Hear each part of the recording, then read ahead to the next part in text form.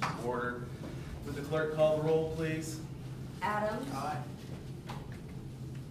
Dries. Here. Hermes. Here. Walterman. Here. Walther. Here. Walter.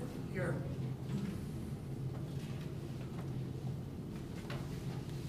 Yes, it's everybody. All right, we have one piece of new business to, I guess, continue consideration of. Mr. Adams. Thank you, Mr. Mayor. I will read the ordinance for the second time, and I think it's probably good to read it in its entirety. All right. An ordinance 2012-37-SMS, authorizing the municipal manager to enter into a contract with Mount Pleasant Blacktopping for the Winton Road Rehabilitation Project and declaring an emergency. Whereas the Village of Greenhills desires to make improvements to Winton Road and 2 Street and has received grant funds from the Ohio Public Works Commission and the Municipal Road Fund Program to use in combination with local funds for said project, and whereas the village sought bids from qualified vendors for said project, and whereas bids for said project were received by the village on August 1st, 2012, Mount Pleasant Blacktopping submitted the lowest and best bid following the competitive bid process, and the village engineer, CDS Associates, is recommending this contract for said project based on the bid submitted. And whereas the bid specifications called for said project to be completed no later than October 19th, 2012, now therefore be ordained by the Council of the Village of Greenhills, State of Ohio, members elected thereto concurring. Section 1, that the municipal manager is hereby authorized to enter into a contract with Mount Pleasant Blacktopping for Winton Road in the amount of $314,297.20, and Eswin Street in the amount of $82,573, an approximate total amount of $396,870.20 for said project. Section 2, the fiscal officer is authorized to make payment in the amount of $396,870.20 to Mount Pleasant Blacktopping pursuant to the terms of said contract.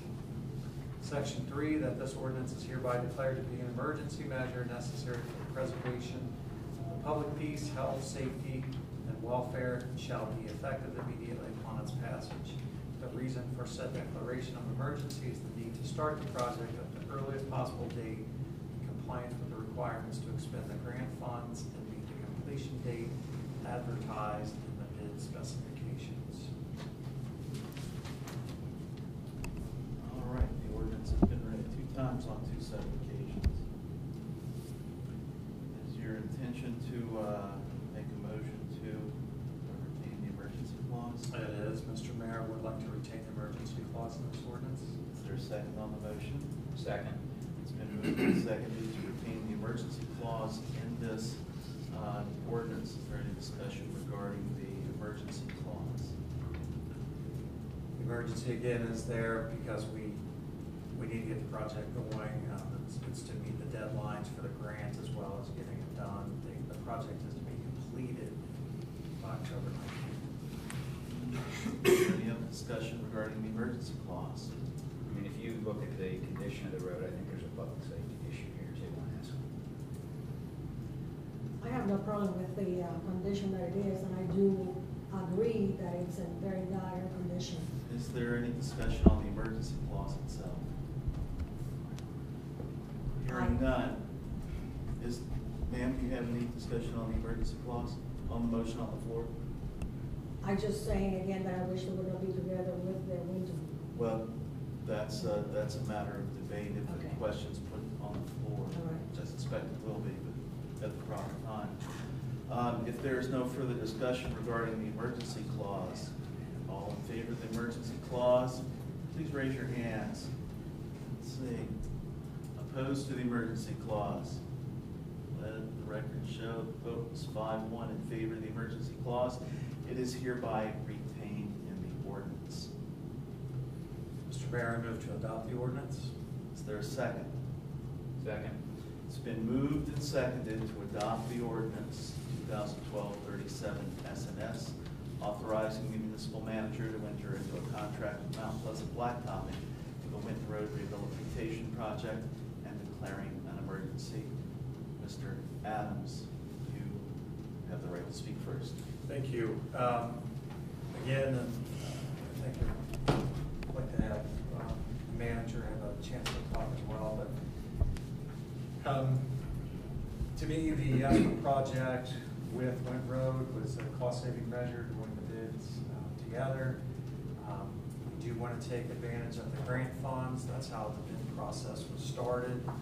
I'm not sure to the extent of what we can change that, but breaking down the numbers, but the grant funds from the Ohio Public Works were in the amount of $206,000, $206,085.35. So it's something I feel that we should have to move forward with to capture those funds. Okay, explain a little bit more if I could.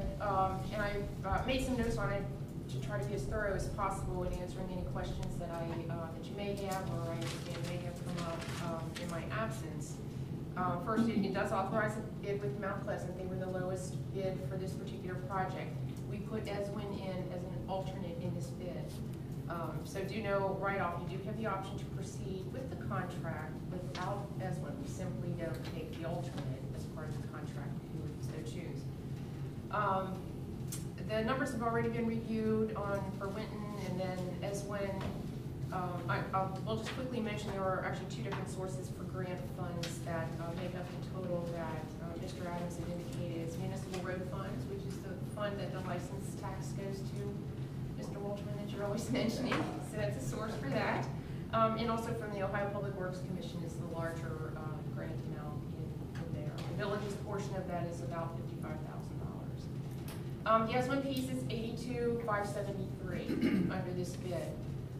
If you remember the original estimate that I had received like a 48 and a 54, so I reported that it was probably going to be around 50,000. The engineer's comments were that, well, you know, this is going to have to be prevailing wage. We would have to advertise it, so that's when I reported, you know, probably looking at 50 to 75 in that neighborhood.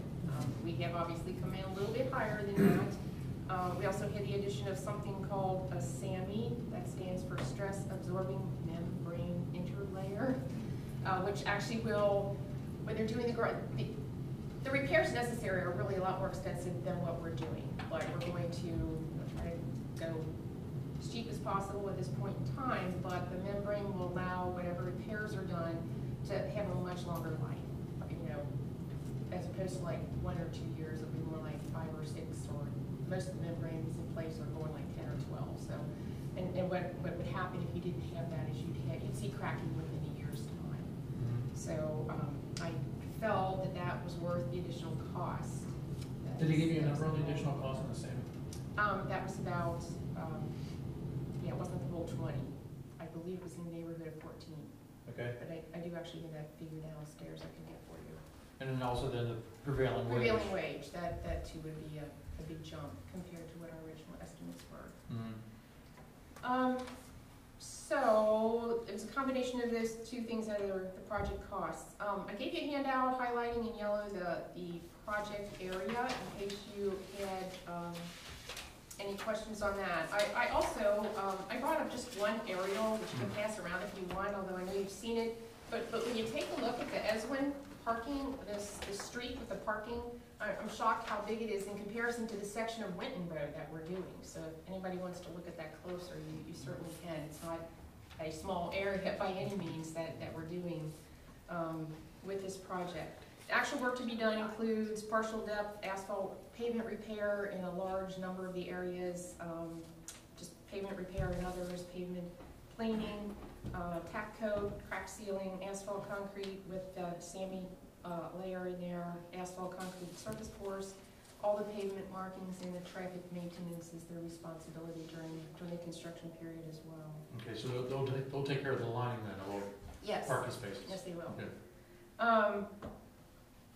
I was asked about the rebidding, and I talked to the engineer about that. Could they estimate, potentially what what differences could there be if we go out to bid again.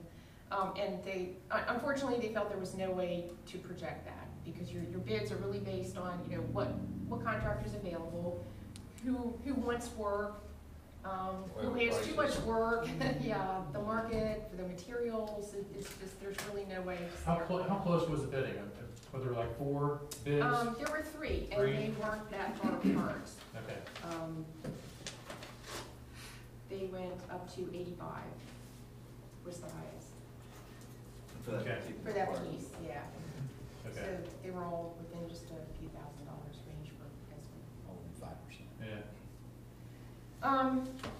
So anyway, on the rebidding, you know, also timing on a rebid could push us out of the season for asphalt. It you know, just depends on how quickly we move, what kind of bids we get. You know, we could potentially be doing it in May after the asphalt plants reopen. So just know that that could be an issue too. Funding again for the villages, for the Esmond project, as well as the matching that I told you that we had for the Winton Road project. Our source of that is our street maintenance account, which is the 2011 account that currently has a balance of $209,637. These are exactly the kind of projects we want to do with these. We'll also use some of that money when Waterworks is done to do. If you remember, we talked about doing a lane of Andover and Cromwell, so those full streets are completed as well when Waterworks. So that's something else we'll fund through that money. That's for our streets. Clarification on who is responsible for the maintenance of Eswin. That is the village. That is a dedicated public street. Even though it may look like a parking lot, it's a through street from Farragut to Enfield. On the other side, the street, we looked in the files, it appears as though it has not been repaid, repaired, or otherwise fixed for over 20 years. So it's really held up well considering that time frame. Time flies. Who is liable? The village is liable for this street. Who uses it? Our citizens, our businesses, and our visitors. Visitors to our community. Who is going to benefit from repairs being made to Eswin? I feel it's the village as a whole.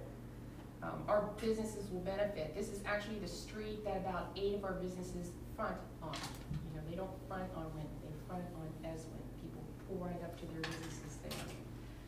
It's visible to all that pass through our community, so it establishes an image for Greenhills. It's extremely visible. The appearance of Eswin is critical, I feel, to helping us to attract new businesses and potential developers down the road, which is certainly something that we want to do. On the topic of assessments, which I know came up relative to this particular project, you know, these are typically done for projects that involve things like sidewalks, where you might have 25 or 100, I don't know how many you can go up to, where you have a project cost on replacing sidewalks, and so every property owner might get like a couple $100 assessment for their piece of their sidewalk done there. In this instance, we're looking to assess only one property as opposed to multiple properties. It's also only a viable financing option for us if the assessment actually gets paid. And I have another handout that I gave you. It's only really a viable financing option, and realize it's a reimbursement. It doesn't give us any money up front. We still would have to pay for the project, and then it gets assessed, and then you're relying on the property owner to pay their assessment.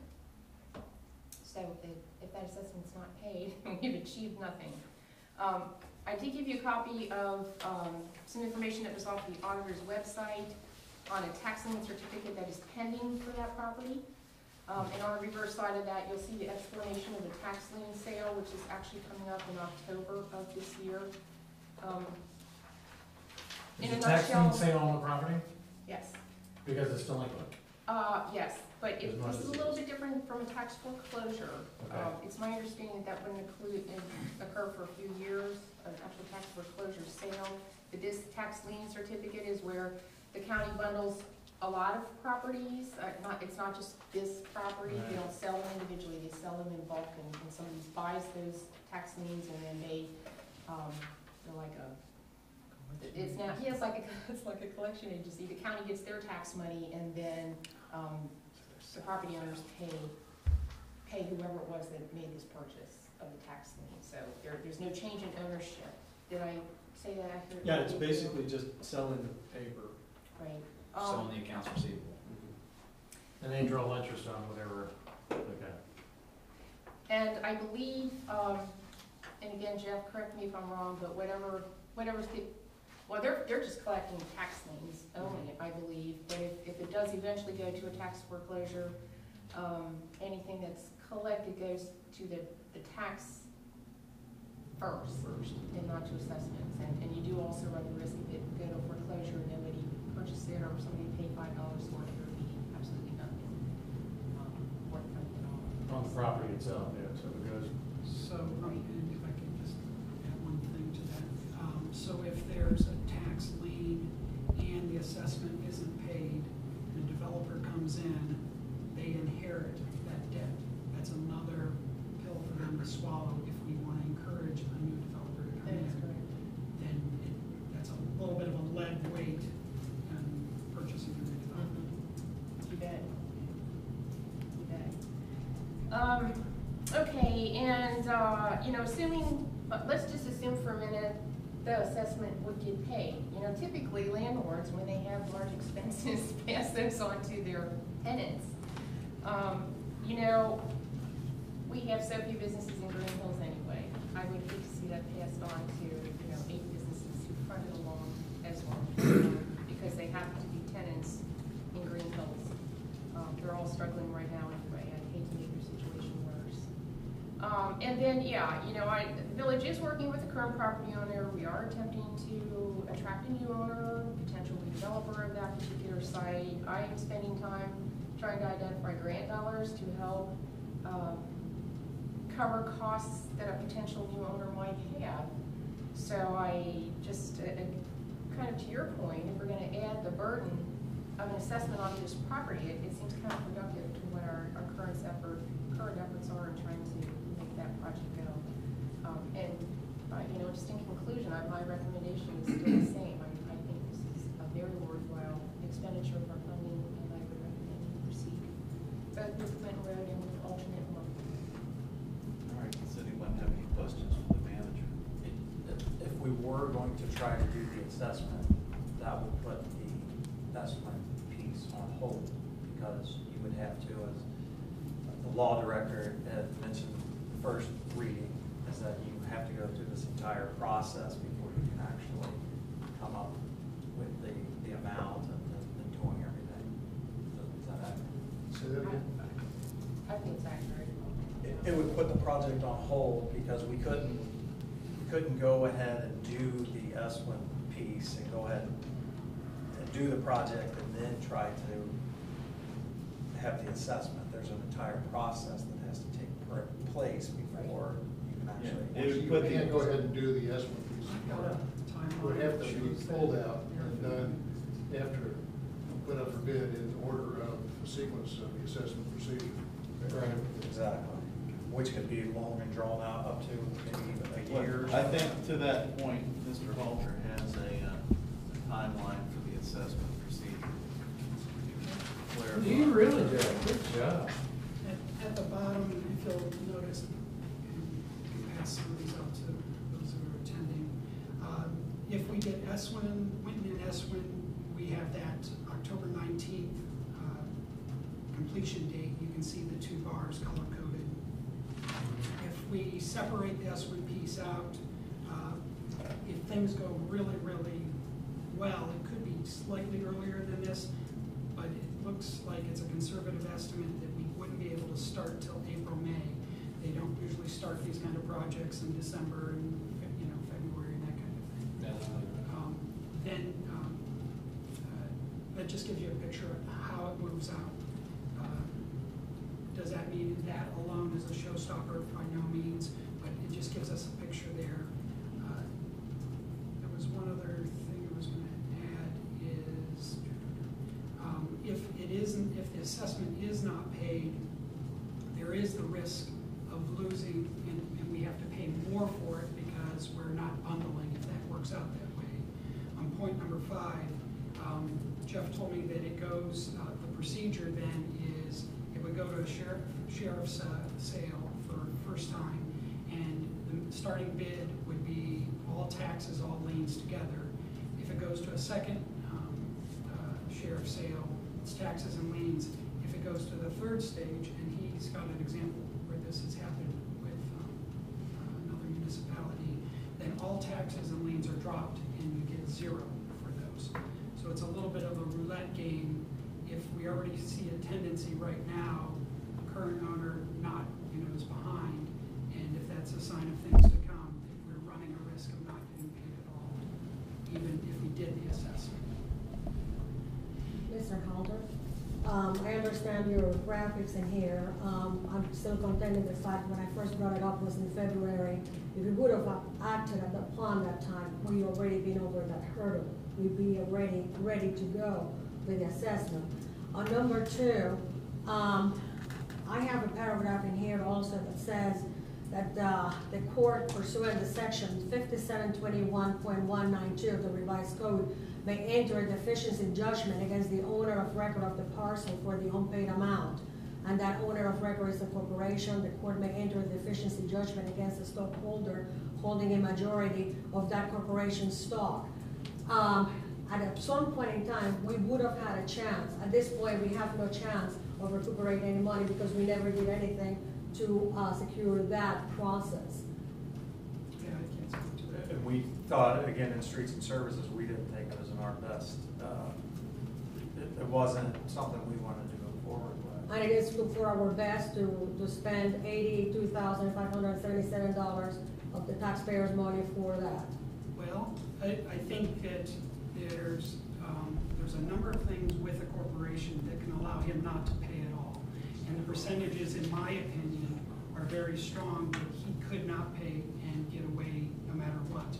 Even what you read right there is moot if your shares of a corporation that doesn't exist or goes to foreclosure is worth 0. Some of the other things I want to point out is we're not in good, in my opinion, and again, I'm not a lawyer, but from a legal standpoint, I look at, have we maintained the property well, the parking lot? I don't think we have, having waited 20 years. It's a risk right there. We're trying to, like I said, about passing on debt to a potential new developer. But the other thing too is if you look in the diagram I did in the upper corner, and this was brought up earlier, the intent of this law, and Jeff, please correct me if I'm wrong, the intent, in fact, if you go through the process and there's an objection to this assessment that we put on him, it actually goes to a panel and they then, it's geared to divide it, like say we're all homeowners and we have our own little piece of sidewalk and we say, we don't want to pay $200. It's actually geared, set up for a group, not an individual. We're setting a whole new precedent to direct this to one individual versus a group of individuals. It doesn't even work within their system. So whether that would survive that test or not, again, another roulette play from my perspective and also from what I understand from Streets and City. I agree. In service and streets, it's the reason we're being taxed anyway, to take care of our places that we're responsible for, streets. And that's part of our responsibility. And I know that when Jane was here as manager, she didn't want to do anything about it because she was hoping to have it revitalized. And why do it right before you're going to be having it revitalized? Because she wanted to take care of it back then. That's the reason why now it was pushed over another 3 or 4 years. It's one of those things right now where we don't look good. And I'm not willing to take the gamble, like you were saying, play the roulette game to see if we're actually going to be paid this assessment later on down the road. Well, he doesn't care about paying his taxes now. So it's not going to work out. The man's very smart. He knows what he can do, and he doesn't like releasing funds. And it's as simple as that.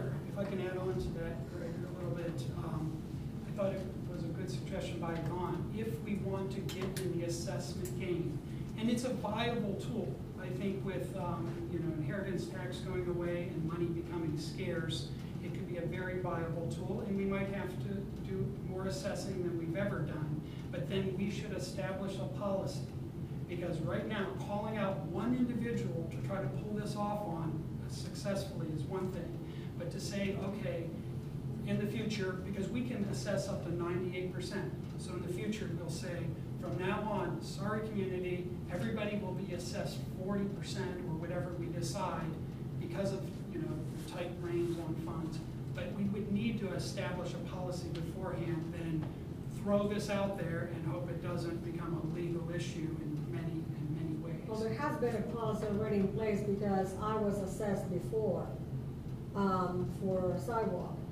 But essentially what we are doing here is subsidizing the project. We are giving away $82,577 and some odd cents. We are not even going to get a thank you note from the owner of the shopping center, which is going to be receiving the most benefit as a landowner from that. And we are spending the money only because it's there on that account to be spent. I don't think I that's. think, I think it's the business, the 8 businesses in front, that's what's gonna be. Yeah. If we're talking, if you're talking about him, don't even think about it, just think about the businesses in front. They're trying to survive. And when you don't have something that looks decent for people to come into it and getting bottles, to me, I would love to pay for that. I would think it's worthwhile to sit there and invest in that and not play a game to try to see if we get money later on. That's what I look at.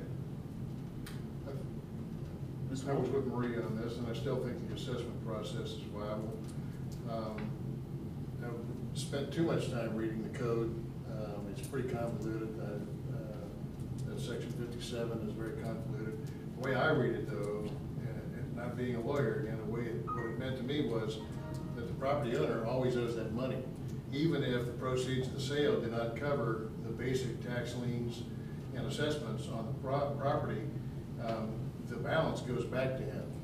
That's what I read in the tax lien. Now, that may or may not be correct. But there's a lot of tools for the state and the county, rather, to go after this money. And I got a feeling that if they do sell a tax certificate, and then they got somebody else involved in the picture, I don't really understand this tax certificate thing either. But I know they're buying the paper, but it says if the owner wants to avoid the tax certificate. Well, it sounds like a negative thing. What's the downside of the tax certificate being sold? Do you have to pay interest? Whoever buys it, why do you pay an interest to the county and penalties? It may be that there are interest and penalties. I don't know what the interest rate is once it's sold as a tax certificate. I don't know what the interest rate is. Well, the point I guess I want to make is that it's a long, convoluted process.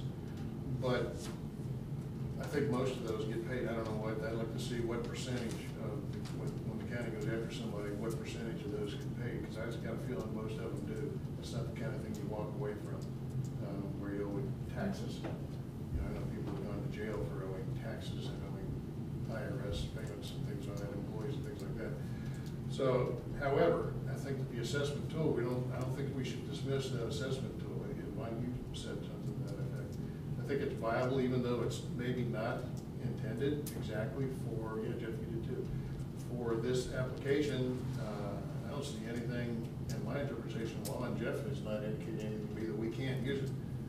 It's maybe not tailor-made for what we might be using it for, but you know, someday we're going to do something about that backlot too. If we get enough lead time, I think we ought to really pursue that and take a look at it and explore that option. I think, you know, like now it's going to cost us $82,000, it looks like, to do Esmond Street. I would like to save as much of that for the taxpayers and use it for something else if we can, and have him pay part of it. If we can't, then I need to also think that it needs to be done. There are some liability issues. It is the front door of Greenhills. There's people, you know, how many cars go up and down Wind Road, 36,000 a day. I forget what the number, I guess the number. You know, there's a percentage of those people whip in there. And someone said before in our meetings that they had out of state, out of county people come in, they go to the shopping center and they're appalled with the looks of the shop, the parking lot. So, you know, it's kind of hard to condemn the owner of the shopping center when that lot looks the way it does. So I think we ought to go ahead and do something on that. It's unfortunate that we did not, myself included, take this assessment idea seriously and pursue it, but we didn't. So I think we ought to go ahead and do it. But I think we ought to use that tool, exercise that tool in the future.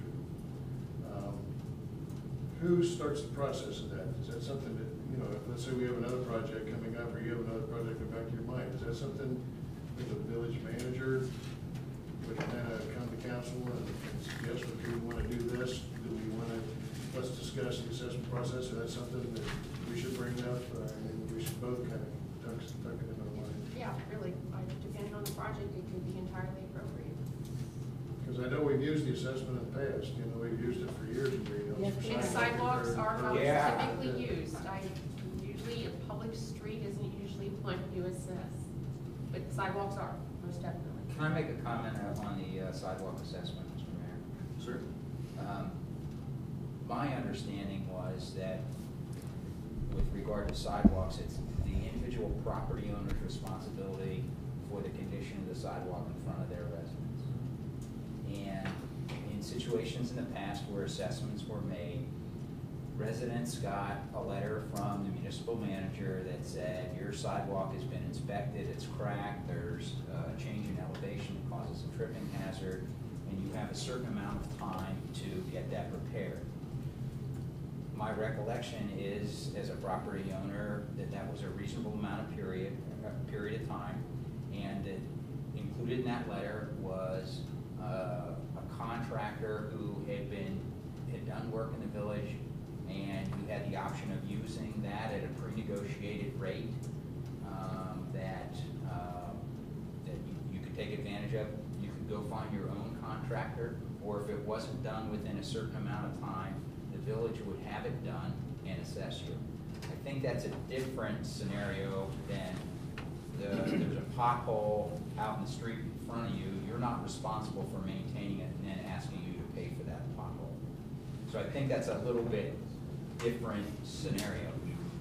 And while I have the floor, I'll just make my other comments. Certainly. I applaud Maria's research on possible funding. I think it is incumbent upon all of us to look at all revenue sources possible in this fiscal time. I'm not in agreement that this is the tool for this particular funding for reasons that have been stated already, as well as two others. One that was kind of touched upon. I think that this, I was just with somebody that does a lot of development work this afternoon. It's still a very, very tough environment for these people. They're looking for projects where they think that they can make money. And if we have the reputation of being difficult to work with the developer, and we have an anchor around this that has additional costs, I don't think that it's such a great atmosphere to invite people in to possibly work on a project. The other thing too, the way I see this, if we assess Mr. Huttenbauer, he's really being subject to double taxation here, because whether a tax certificate pays the county the property taxes or Mr. Huttenbauer does, these past due taxes will get paid eventually by somebody. And if we assess them all, and part of that is we have a street maintenance fund that tax money is the revenue source for. So if we have in fact assessed him for it, we're assessing him, he's gonna pay taxes twice on it. Whether it be Mr. Huttenbauer, Mr. Jones, or Mr. Smith, or whoever owns it, we're asking somebody to pay twice. We're collecting tax money for that sole purpose, and then we're assessing them for it again. And I philosophically, I just don't think that that's a good idea. I would like to add one more thing. My goal coming into this, and I dug into it as much as I possibly could with Yvonne, with Jeff Forbes, and we'd love to have it be a simple, clean answer that's just so obvious. My goal, Maria, is not to just take $82,000 and say, oh, what the heck, let's do it because we want to get it done. That isn't the way I'm looking at this. There's a lot to weigh, there's a lot to consider. Speaking of precedents, right now he's showing signs of approaching $100,000 in tax debt unpaid. He's not showing signs that give me a lot of confidence that we'll get this money in the end, and then probably pay more for it because we went through the bundling process of trying to get a better quote. I just want to be clear that if there was something said here that could change my mind, I would change it on a dime. Given what I know after digging into it, I don't feel it's the thing to do. Is there a time for assessments? Most certainly. And I know there's a policy, but the way the policy's been handled is more individuals, sidewalks, that kind of thing. So I do respect, you bringing this forward, and I think we should all be bringing this kind of thing forward. And I wish it was a lot more clear, but I feel pretty good about saying that you should not assess it. Another question, manager. Is CES's fee included in this? No, not in the project bid, not in this contract, that will be separate. We have a bill from them for the work they've done in this? Right, yes. How much is that? To date, it's probably about 7,500 total, it'll probably be about 22,000. 22? Yeah, that's all the way through, and OPWC will pay a portion of that, pay 59% of that amount, through construction inspection, I believe it's called. Any more debate on the issue? Hearing none. Will the clerk call the roll on the question, please? Adams. Aye. Halter. Aye. Freeze. Aye. Hermes. Aye. Walther. Nay. Walterman. Aye. Question carries by vote 5-1. The manager is hereby directed to get the contract signed. This being the only piece of business for this special session, I would entertain a motion to adjourn. So moved. Is there no objection to stand adjourned at 8:30?